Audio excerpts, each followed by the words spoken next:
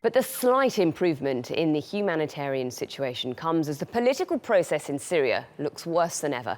Moscow now says there is no prospect of holding a summit of world leaders to address the Syria crisis soon.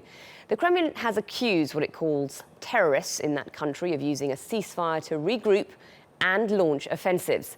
In retaliation, Moscow and the Syrian regime have launched airstrikes on Aleppo that have claimed more than 250 lives, mostly civilians, over the weekend in the city of Aleppo. Julia Lyubova is in Moscow and she joins us live. Julia, there was heavy criticism of Russia at the United Nations Security Council. I think that's probably an understatement, actually, because the ambassadors of the US and the UK walked out. What's been Moscow's response?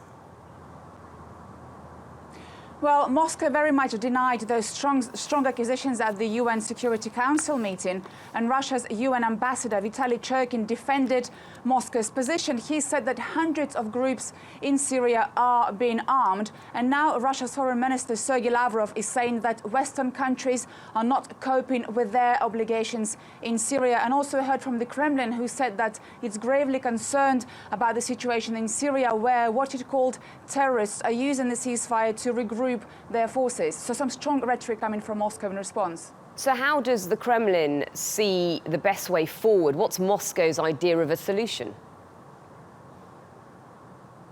Well, the Kremlin says that it views the situation in Syria as extremely complicated, and it also said that the rhetoric used by the UN Security Council by various Western ambassadors there may damage the settlement in Syria. But Moscow says it is not losing any hope for political process in Syria just yet.